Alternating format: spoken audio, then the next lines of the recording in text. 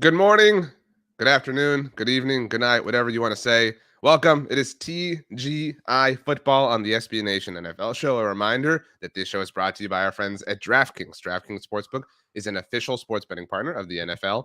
Download the DraftKings Sportsbook app today and use code SBNFL for a special offer when you sign up. That is code SBNFL only at DraftKings Sportsbook. As noted, it is TGI Football, your Friday show here on the SB Nation NFL show.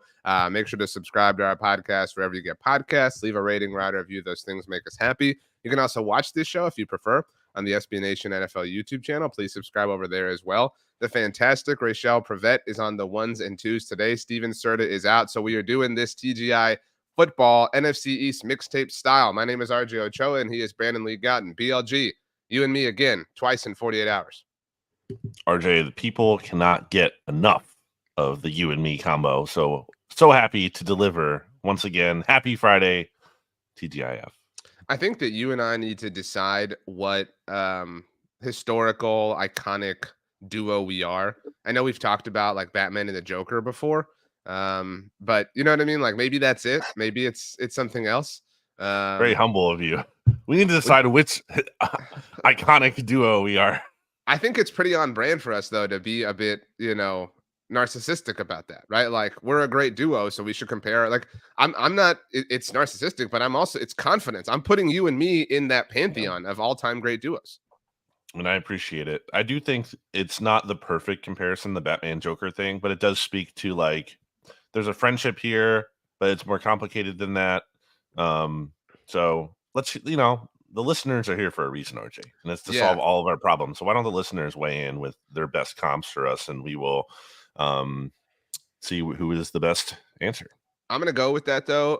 That makes Rachel Harley Quinn, because she's from the BGN side. You know what I mean? From the Joker side, obviously, like that kind of makes some sense. And I don't know who that makes Steven. We can certainly ask him next week.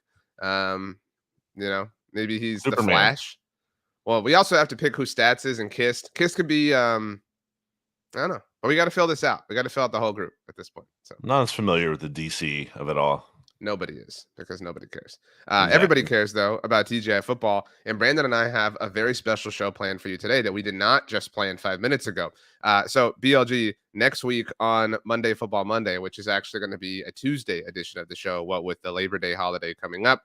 Myself, Mark Schofield, JP Costa, and Rachel, we're going to do our division winners and conference winners and Super Bowl picks. We're the only show in NFL media that's going to do that next week, obviously. But you and I are going to predict some different things here today. In true Batman Joker style, we're going to predict made-up things. We're going to make up awards and tell each other, tell the audience who's going to win it. So, like, if I wanted to make one up right now, it could be like, the player most likely to pick their nose on the sideline during an NFL game. And I would tell you who that was going to be. Who is that? Zach Wilson. Okay. He's going to probably have some extra time to do that. That's for sure. Sitting on the bench. Do you have a real award that you want to start off with, or do you feel confident about this one? I mean, I can't like go two in a row. You can go first. I'll let the listeners know that I'm a little under the weather, so if my voice is cracking, it's because of that. So that's another reason that you should go first. Buy me time to build up my breath.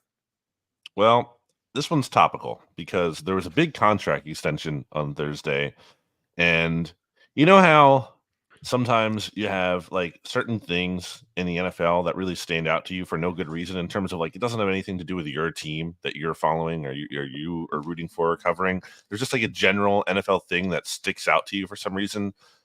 I couldn't get over last year how like TJ Hawkinson, when I'd watch the Vikings play, I was just so unimpressed. He was just so fine. Like fine. Not great, not terrible, but just so like just whatever. He was fine. He was there. He was disappointing relative to a guy who I was like, everyone considers this dude like a top elite kind of tight end. What are the Vikings doing? I'm giving the dumb contract extension award to the Vikings for signing TJ Hawkinson to a market resetting deal for tight ends. Why? His best season, he's not had a 1,000-yard season. He's never had more than 6 touchdowns in a season. He had 8.7 yards per reception. That's a terrible number. 8.7 with the Vikings last year. He's making 3 more $3 million more annually, as you can see here on the screen, than Travis Kelce. Like, what are we doing? Like, why are we paying TJ Hawkinson that kind of money? Also, hold on, it doesn't stop there. The Vikings this offseason signed Josh Oliver to a 3-year, $21 million deal.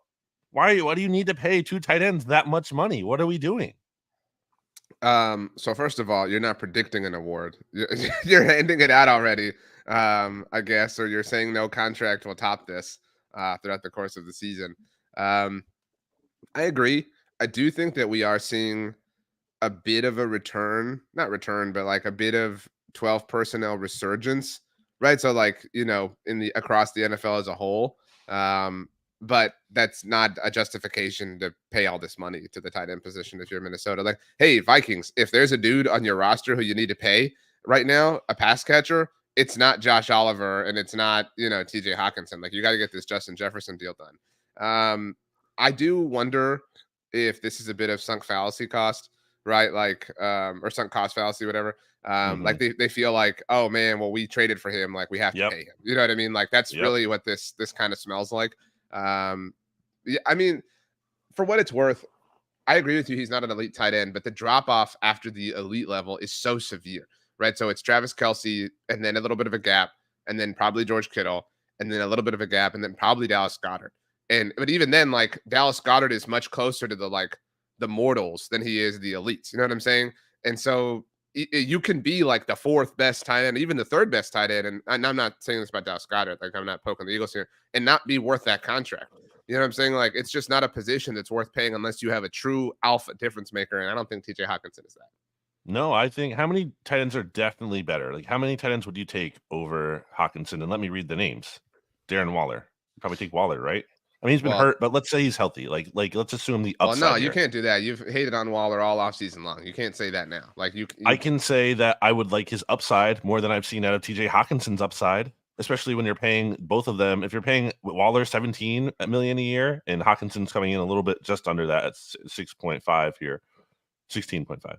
For what it's worth, I would take everybody on the screen ahead of TJ Hawkinson. So So that's Waller, Waller, Kittle, Kittle. Kelce, Goddard, Yeah. Andrews. I think those guys are like all definitively better than You TJ haven't Hawkinson. mentioned Mark Andrews. Just he does get forgotten a little bit. I would take Mark Andrews. Yes, sorry, over, I meant to say him too. Mark Andrews yeah. too. Same thing. And then like I think those are all definitely better. And then you can start to have a conversation about other guys. I think that's a little bit less clear. You could, if you're a really big Kyle Pitts fan and think he's gonna, break out, you could say him. If you like Evan Ingram for some reason, like the point is he's in that kind of tier. So I think this is and also it's not just like, okay, one bad move by the Vikings who have otherwise have had like no blemishes on their record. Like they've had a weird offseason, I feel like, and I don't really fully know what to make of them. Yeah, I mean, I do maintain that some of the heat they take is a little bit overblown sometimes, but this is a weird one. Again, if they had taken care of Justin Jefferson, I'd feel a little bit, less whatever. But okay. So, well, again, you failed the exercise in terms of predicting the award. I'm Already. predicting it's going to age really poorly, and he's not going to look good this year, and people are going to be, oh man, that contract So, extension was well, really you dumb. you said he hadn't hit 1,000 yards and had never had a season with more than 6 touchdowns. Say he hits 1,000 yards and 8 touchdowns. Is it worth it? I mean, again, has to pass the eye test.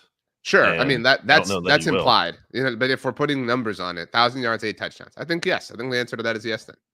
I mean, it also depends too on like, okay, is this like garbage time? Are they a terrible team? Like again, that's why the eye test is a factor here. Did he move the needle for them at all? I don't think he will. And I mean, if he just barely clears those, okay. But I mean, you're not asking for that. You're asking for elite tight end production, and I think he's going to fall short of that. Okay. So not a prediction. More of a statement It of fact. is I don't think so. 100% is a Okay. prediction. Let me I'm show you how this game predicting is. this contract will age poorly. Let me show you how this game is played. I'm going to predict that the winners of the most likely to disappoint award are going to be the Detroit Lions. I've been on this Mm, corner for a while, and I'm very, very fine with that. I really just I think we're falling in love with the story more than we have in the past. And people have likened them to when everybody wanted to jump on the Jaguars and everybody wanted to jump at the Browns. Like, you know what that's like. I mean, you know that they're annually is kind of a team that like football media wants to jump on and be the first to say, because that's cool, right? It's cool to like speaking as somebody who like nailed the Colts prediction last year, like it's cool when everyone's like, "Oh, you called this, way to go." And I think there's just this incredible rush to, crown the Lions here. Do you recall their win streak last year? Like who they beat? So remember they were 1-6. Like this is the team that is getting like all the praise. They were 1-6. They beat the Packers 15-9. They beat the Bears, who you very, very famously are not impressed with. They beat the Giants, who we both have questions about. They lost to the Bills that Thanksgiving game that was super incredible. They beat the Jaguars. They blew them out. That was impressive. They beat the Vikings, which you yourself would not find to be that impressive.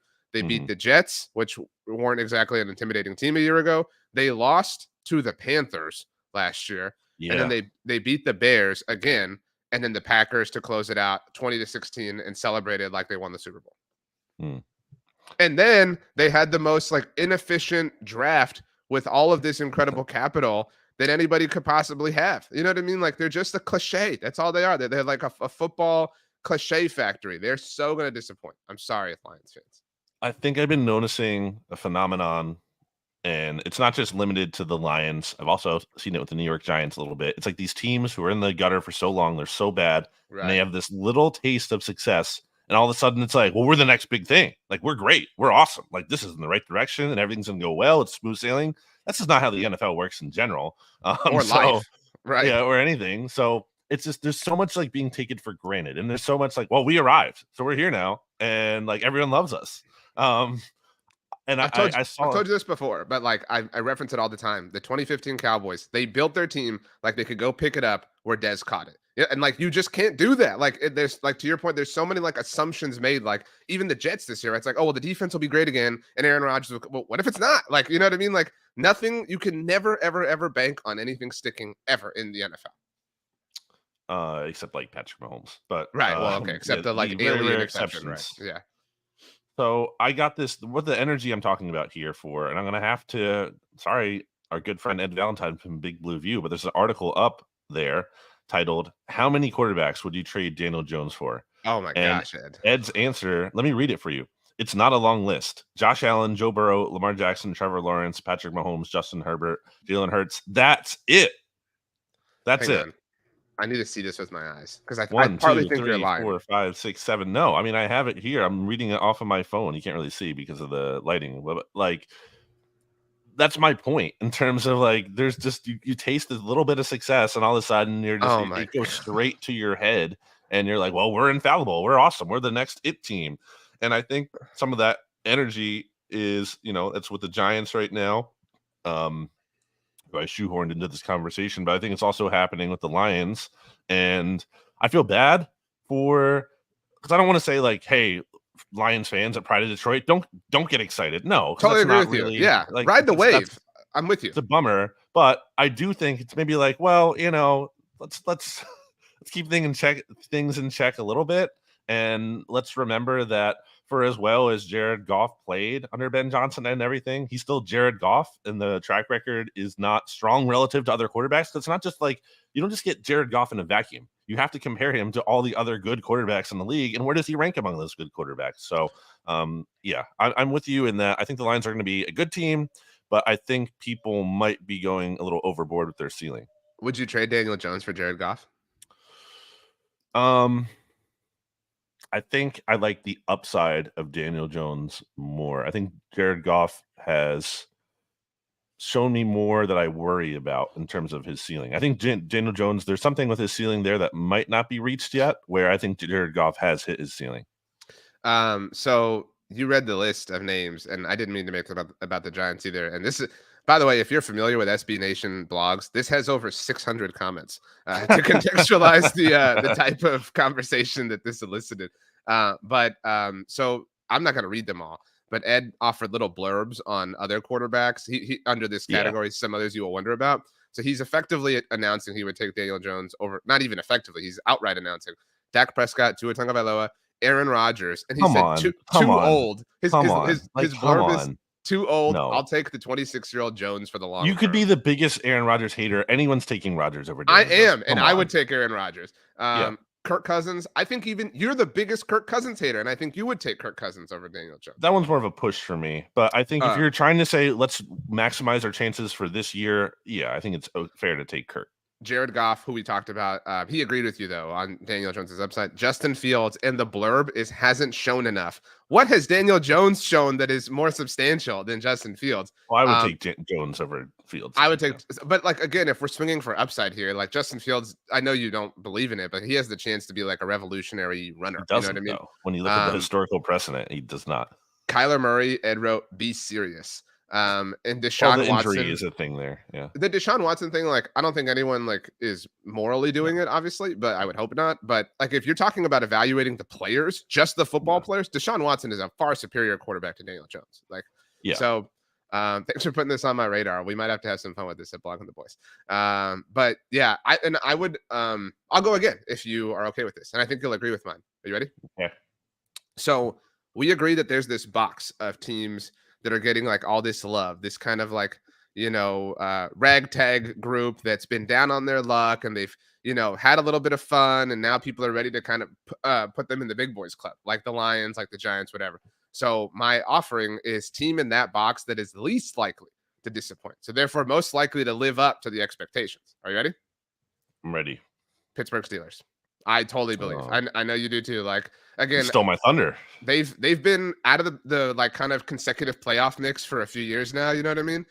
But they're so impressive. Like, I was listening to, I think it was the Around the NFL podcast, and they were talking about how the Lions are getting all this love for how they closed the season last year, and the Steelers are getting none of it. Like, the Steelers are this giant, like, if I told you, if I came back from the future was like, hey, did the Steelers won the Super Bowl? Would you be shocked at all? No. Like, if I told you the Lions did, you'd be like, well, okay, like something, crazy must have happened. But no, like if I told you the Steelers did it, you'd be like, okay, yeah. I mean, like I could totally see that. I wrote down here when I opened up a little bit of a document to prep for the show, the arduous preparation that I put in here. The first thing I wrote under not real awards at the top, so the title was most surprising division winner award. And it's the Steelers. I think people, and sorry, Rachel, producing the show, I think people think, it's the Ravens or the Bengals division, and understandably so, because it's been for a little bit here. But I think the Steelers, and you kind of just hit on it here, RJ, are like the team with certain things that everyone else is mistakenly thinking other teams are. So maybe that's the word phrased in a good way. It's like, well, they're the it team. They're coming up. They have this coach. He has a lot of personality. It's like, well, maybe that's not the Lions. Maybe that's the Steelers. They're like, Justin Fields, this quarterback, ready to make this big leap. Well, maybe it's actually not him, and it's Kenny Pickett. So, I'm all in on the Steelers. They're actually, if you look at their odds, speaking of our good friends over at DraftKings Sportsbook, like if you want to put, like kind of a not super long shot, but if you want to get like good odds, I think the Steelers are good odds. You can, put a bet on them and get good return value there for a team that I think has a much better chance at winning that division than anyone is giving them. I mean, you have to trust the coaching. I really think Kenny Pickett is going to make this big leap. George Pickens is there. They still have a lot of talent on that defense. We know how good they are when TJ Watt stays healthy. So that's a big question mark. If he gets hurt, then, well, okay, we'll see. We'll reevaluate that. But if he's healthy, I mean, he's the best pass rusher in the NFL. And you look at his record, the splits of the Steelers record with him, without him. I mean, I like the Steelers a lot. And I think they are a bit of a sleeping giant in the AFC. So you mentioned the coach of the personality. Like, I think we get, and this happens with Rachel's Ravens, like, and John Harbaugh. Like, John Harbaugh gets like overlooked every year. Like, he's such a great coach. You know what I mean? But like, I think we just get this like, we get bored. Like John Harbaugh has been in the NFL for like as a head coach forever at this point, and so has Mike Tomlin. But I just looked this up. Do you know how old Dan Campbell is? To the like point of like head coach getting like some love. 47. He's exactly 47. Holy crap! That's nice. Impressive. Do you know how old Brian Daboll is? I don't. I'm gonna say 52. He's 48. Do you know how old Mike Tomlin is? Tomlin's probably like what, 45? He's not that young. He's not that old either. He's only 51. But my point is, like, he's been in the NFL forever. You know what I'm saying? And he's like only 51. And so it's like, dude, like he has done so much more than either of these coaches, and we don't give him the credit for that in this particular instance. It's because you muted yourself, my friend. Unless I can't hear you. Sorry about that. We're so hungry. We're so hungry for these new storylines and these new characters. And it's like, Mike Tomlin's Mike Tomlin for a reason. John Harbaugh's John Harbaugh for a reason. So yeah, I'm all in. And like they have everything too. They even have like people like sometimes these teams pop up and they're like I saw I know you didn't watch you're not watching Hard Knocks, but the Jets defensive coordinator Mm. was hyping the players up for their final preseason game of the week or of the year, sorry. And it was at home and he was like the environment's going to be crazy. And I remember when the Browns were on Hard Knocks, Hugh Jackson telling somebody, he was like, man, the environment week one's going to be amazing. It's like, have you ever thought that the Jets or the Browns had the most like crazy fan atmospheres? But the Steelers do have that. They have like all of the like ancillary things, they have all of the meaningless things, they have all the meaningful things. So I'm totally with you. I liked the category you brought up though, kind of on accident. The what was it, least likely division winner or most surprising division winner? Most surprising division winner. I have a different answer. If I think the Okay. Steelers wouldn't be that surprising. Maybe it would from an odd I mean, standpoint. they would, yeah, from an odd standpoint, and I think the conversation. But who do you have? The Houston Texans. I mean, I I know we don't think. want to. See, I think that's not surprising because I think that division's wide open, I guess that's fair, but relatively. so then maybe this is a conversation about the Jaguars. Like, do you believe in Hmm. them sticking, like, or last year's streak? Like, was last year's win streak more indicative of something lasting, Hmm. or just fortuitous circumstances that turn into a playoff appearance and a playoff win? Well, Doug Peterson, time and time again, has shown that he can go on these runs late in seasons. So I can't say that that part at the end of the year is fake because he's done that time and time again.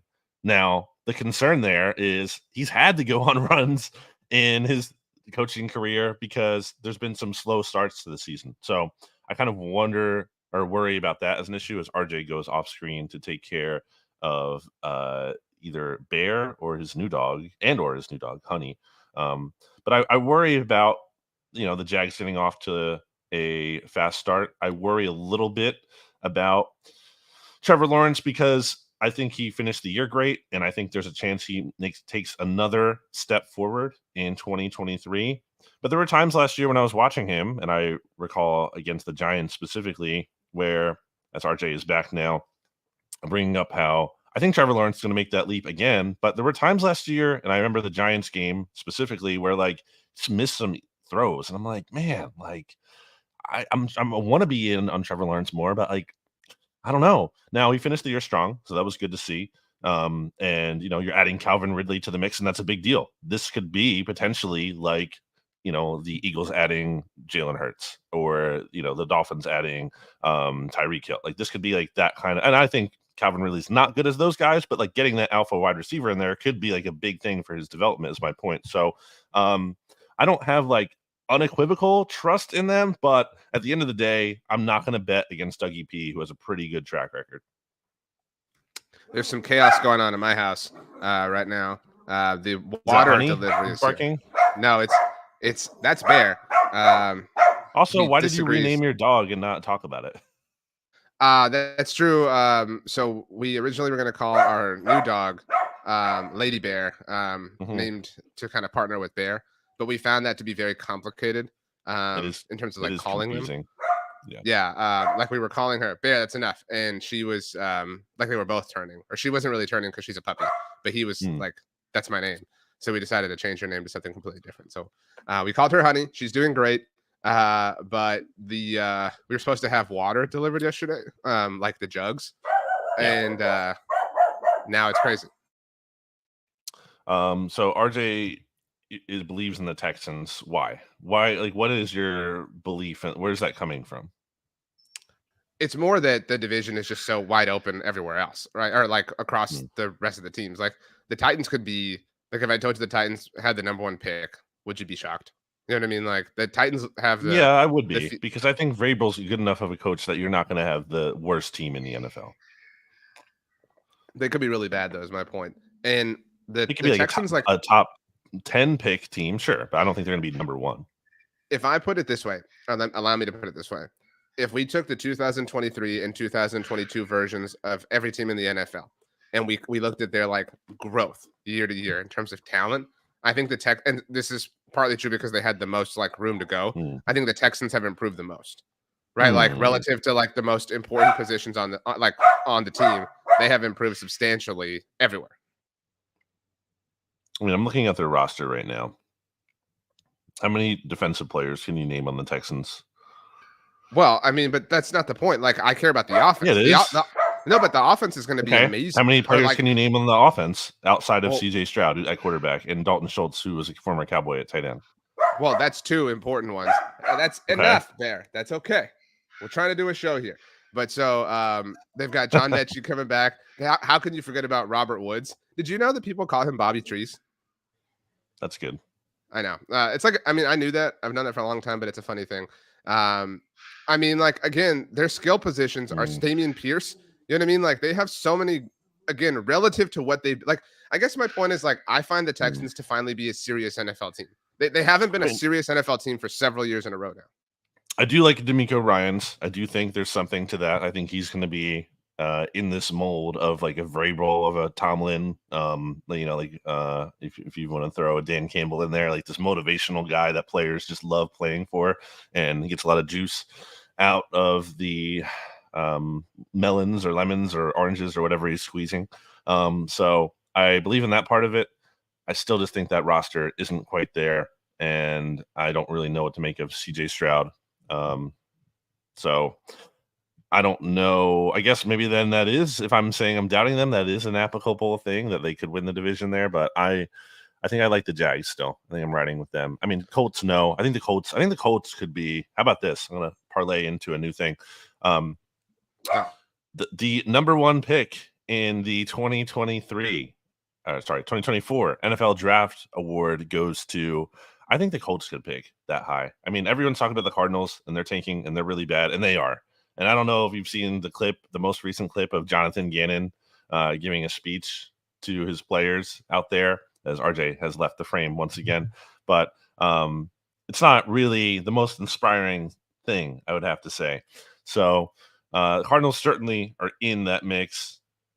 But, I think it's possible that the Colts are even worse, because that roster, I just think, is also not really good. And Anthony Richardson is intriguing, but getting to watch him practice against the Eagles one day in a joint training camp practice, and then watching him in the preseason, I just don't think he's there yet. I think he's talent. I think he's upside.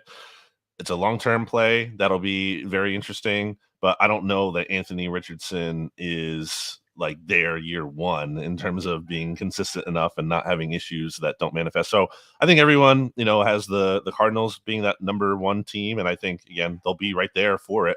But I actually think the Colts could be there, which would could make for an interesting situation. But RJ, while you were gone, I was talking to people about the Jonathan Gannon clip. Did you happen to see that circulating? I did not. That's what I saw this floating around, and him getting roasted, but I didn't watch the clip. Was it as bad as the comments made it seem?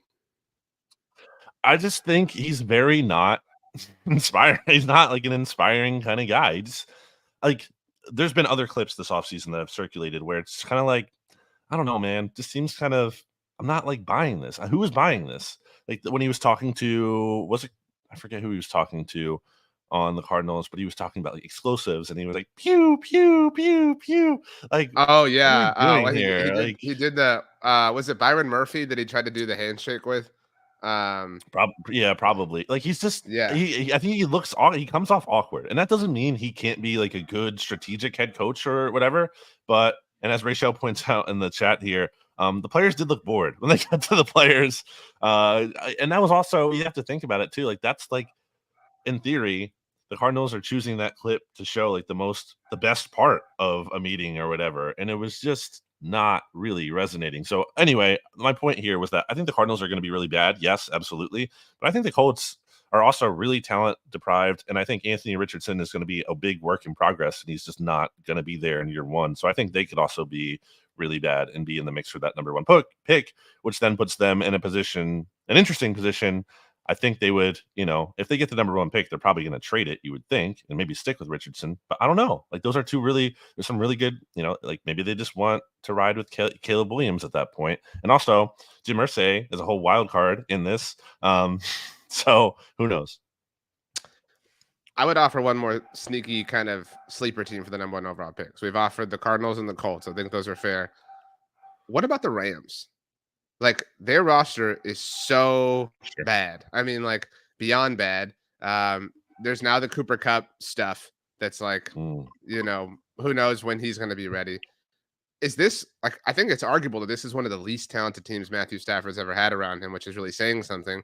We know that Sean McVay already has a foot out the door. He's young enough to still leave at any point in the next whatever 5 years and come back, to a different team at some point in the future. Like, and wouldn't it be the most like NFL trying to sell LA thing ever for Caleb Williams to stay local and go from USC to the Rams? You know what I mean? Like it would just I mean, it would revitalize all the like NFL shoving the Rams down our throats takes that we're existing like 2016 through 2018 ish. I mean, like the Rams have a chance to be all time bad. How many players not named Stafford and Cooper Cup can you name on the Rams offense? Well, I was going to say you were leaving out Aaron Donald, Van Jefferson, Yep. Higbee. Yep. Their offensive line is a rotating cast of characters.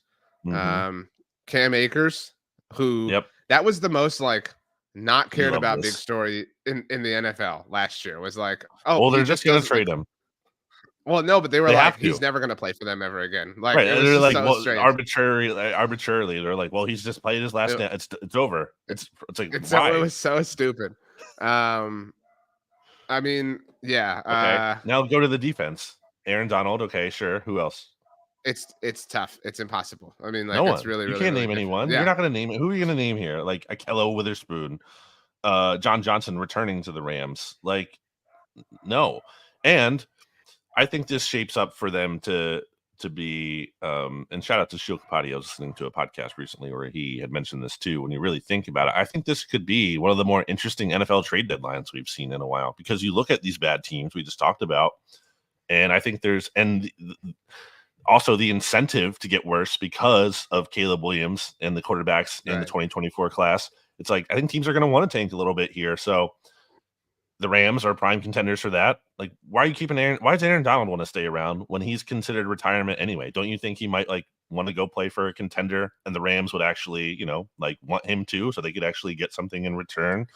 Same thing with Cooper Cup. You could say same thing for who's on the Cardinals, like Zach Ertz again. Maybe he goes back to Philly. Nobody's trading for Zach Ertz, dude. Chill out. I mean, come on. Who else is on the Cardinals that there's probably a better name there that I'm not thinking of. But the point is, like, I think some of these. No, maybe somebody wants Kyler Murray at that point. You know what I mean? Like maybe somebody's lost to. I mean, like again, if we're getting silly here, like maybe a quarterback's gone down, then and he's better than whoever. I mean that is on the open market. Like he gives you a chance. Like you're swinging for upside if you've come that far at that point. I like that take. Shout out to Sheil. This is my last question, and we can each do one more. Who's the most annoying person who could take over the Rams with them holding the number one overall pick ahead of Caleb Williams? Buda like Baker, what would be a better name for the Cardinals, like for them to sell off? But what's your question? What would be the most like nirvana of annoyingness, like for who to be the head coach of the Rams? Like if Sean McVay walked away, they had the number one overall pick. You know what I mean? And it would be this like.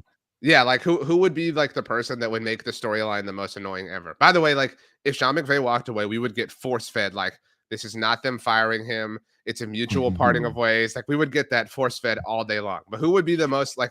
What would be the actually, most he's a saint for going through the 2023 season and and guiding them to a better path in the future. He laid the foundation for the next person. That's what I'm saying. So like, what would be the most annoying situation, like from a narrative, talking head, national talk show standpoint? That's a good question. Well, I take away the national talk show because nobody's talking about the Rams on a national talk show. Yeah, no one cares. I'm trying to think. It can't be like Raheem Morris. I would say like it be a retread, or is it a retread? I would say like Kellen Moore. Coach? Kellen Moore would be annoying, or like Lincoln Riley. If Lincoln Riley jumped, I was thinking about Lincoln Riley, but that wouldn't make. I mean, there's just no way he makes the jump for that situation. Although not before the realignment stuff. There's no way. I mean, well, unless he wants to. He's with USC now, right? I'm not up on my college football.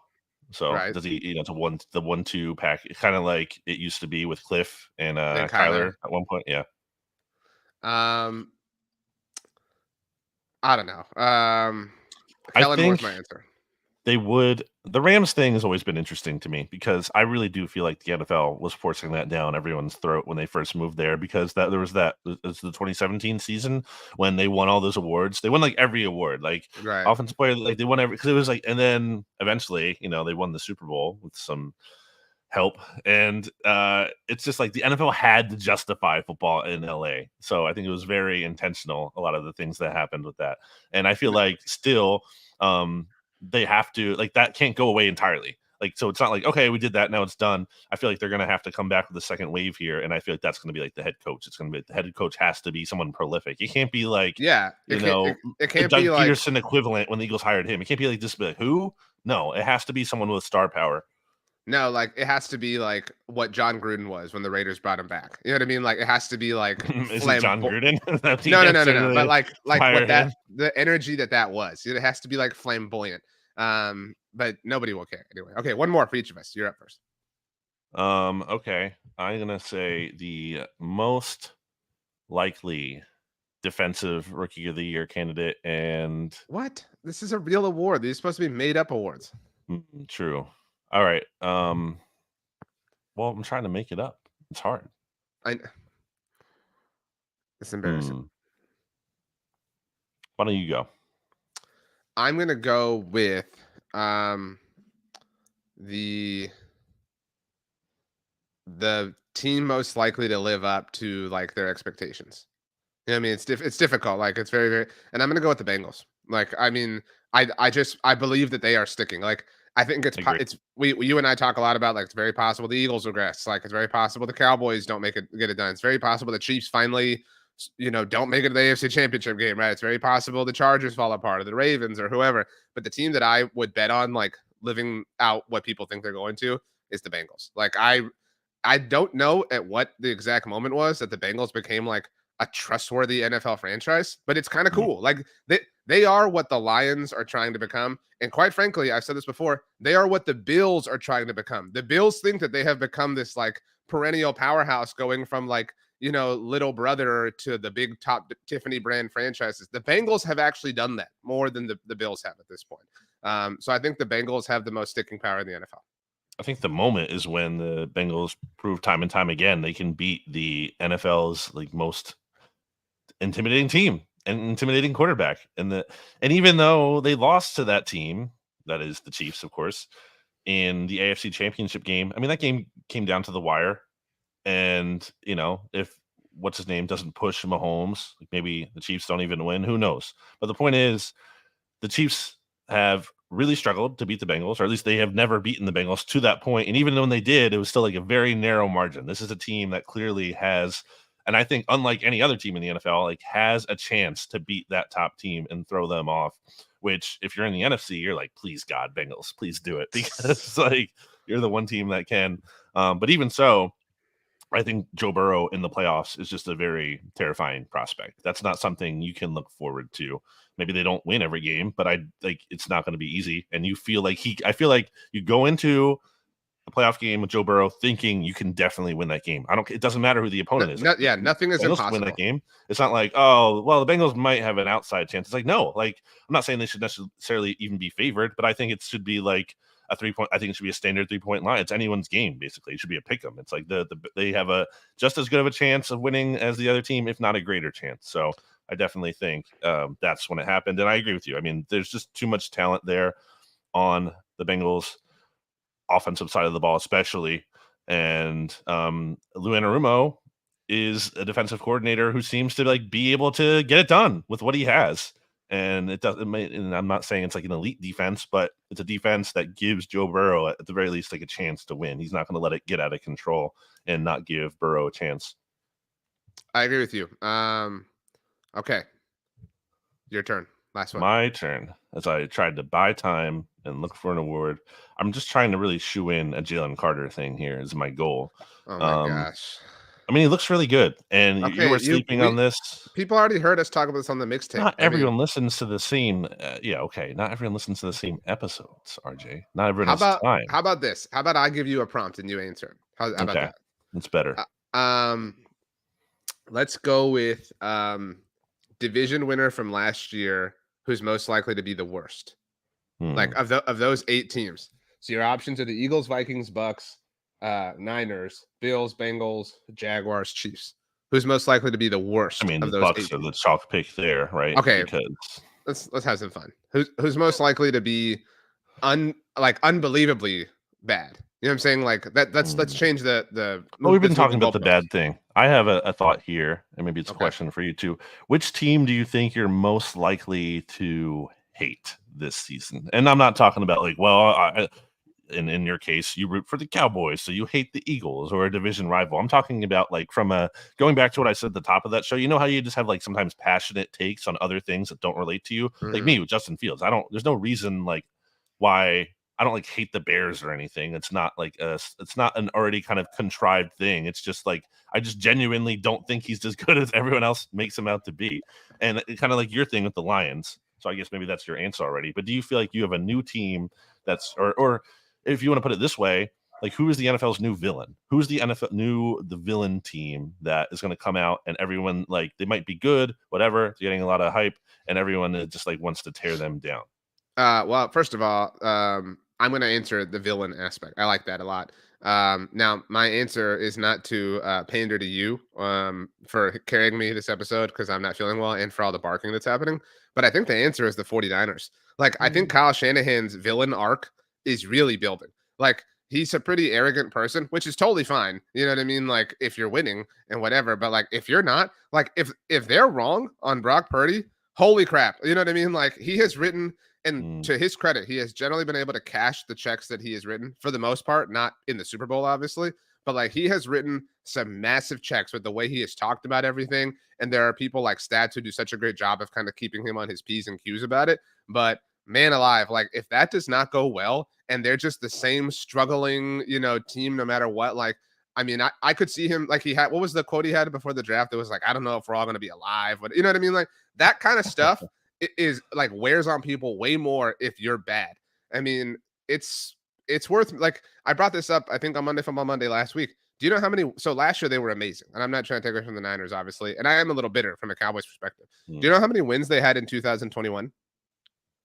You've asked me this before. I forget, like 9. They had 10 in Mm, 2021.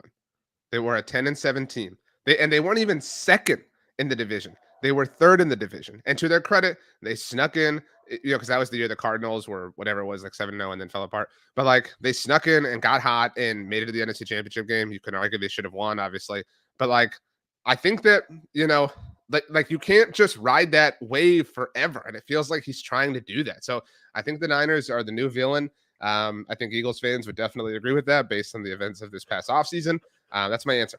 I think the 49ers, you used the phrase in there, like, checks you can't cash. I think they've explosive potential in terms of the downside because the expectations are really high. People are like, the 49ers are the second best team in the NFC, or at least they're in the conversation for that. If it's not the Eagles or Cowboys, whatever you want to say, everyone I think would put them in the top 3 there. So when you're doing that, you're already saying like good bet to win the NFC West again, which isn't even necessarily true because the Seahawks are knocking. I think the Seahawks could take a step forward potentially.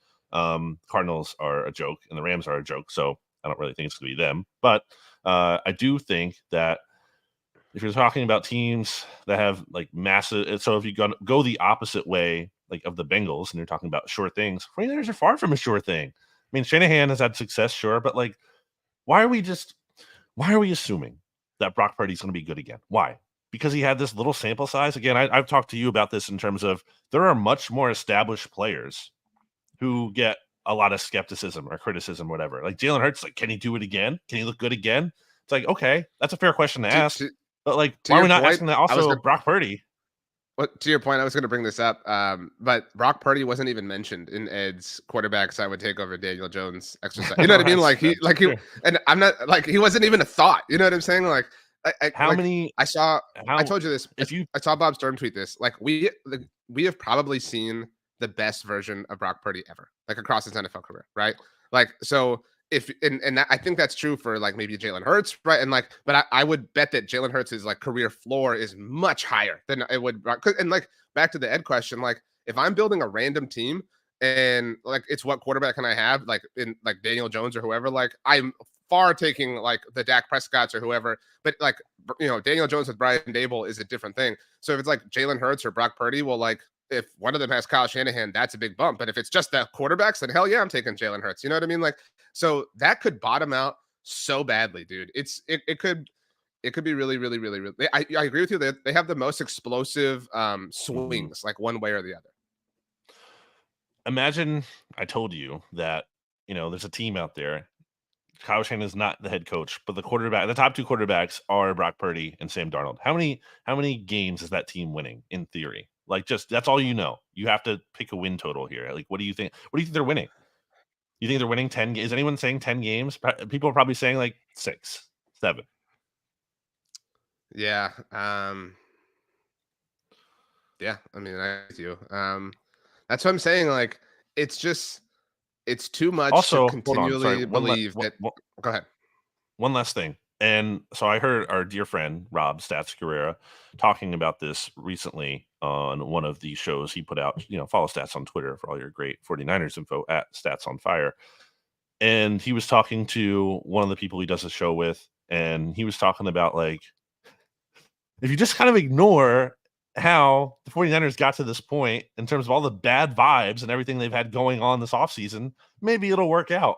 And I'm listening to that and I'm like, Stats, do you hear yourself talking? Like, you're just going to like ignore all this bad stuff and be like, well, maybe it will work out. I mean, that's possible, but do you think that's the most likely thing? It sounds like you're talking yourself into it at that point. It sounds like all this negative energy and vibes that have come about from the Trey Lance turmoil to the inability to get over the NFC Championship game. Like, there's so many weird things, to drafting a kicker early. Like, there's just been so much chaos that isn't even working out, by the way. Like the kicker, like, you know what I mean? Like, it'd be one thing if the kicker was like incredible, you know what I mean? But like, that's not even working out right now. And that was in a year. Yeah, that's still a thing. Like, you know what I mean? Like, it's weird. They do tend to get only the benefit of the doubt. Like, to your point, like nobody really addresses the like negative hypotheticals with them. So I think people are sleeping on that. If we're talking about the most surprised, maybe no, again, they can't go first to worst because of how bad the other teams are. But I think they could be closer to bad than good than a lot of people think. What's the did we talk about their over under? I think we did. No, we didn't. I think we did. I think we ran through that last week or whatever. I know you're pulling it up. Go on the under. I'm gonna guess it's 10.5. What is it? I know you're pulling it up. I'm looking. I'll buy you up. some time. Buy me time. I think. I'm looking. Yeah, it is 10.5. Yeah, give me the under. Yeah. If I told you that they lost a game to both the Cardinals and the Rams, would that shock you? I mean, the NFC West gets a little funky. Division stuff can get funky. So no. Yeah, I don't think the most likely thing is will. I think they will lose to one of those teams at least this year. Yes. What a weird time. Okay. I just saw this from Pat of Detroit. It may be Friday, but it's Monday in the Lions' Week 1 schedule. I used to always think that was so silly when the Cowboys would play. They would go they still do it a lot. They're doing it this year. They would go Thanksgiving to Thursday Night Football. The like Friday after Thanksgiving, Jason Garrett would be like, "Happy Monday," and he would say that every week. And then on Saturday he'd be like, "Happy Tuesday, guys." He would call the days that it's like, we understand what you're doing, but you can call the days what they actually are. So, yeah. Well, that brings us to a natural conclusion. Are you going to watch Notre Dame games this year with Jason Garrett on the call? No. Rachel, if you could join us, regardless of him being on the call or not, I'm not watching Notre Dame games. I can't wait for the first "we aren't" of the season. By the way, don't bring that up. Rachel, if you could please, in a rare occurrence, hand out a TGIFootball MVP. Whoa. Yeah, the inaugural, the first ever. Wow. So, and you can give it to whoever you want. There were a lot of people who appeared on this episode, including the water delivery person. So, yes. Yeah. Okay, this is different. This is cool. I think today I'm gonna give it to BLG. Why not? Yeah. I think he earned it. That's fair. Yeah. Well done.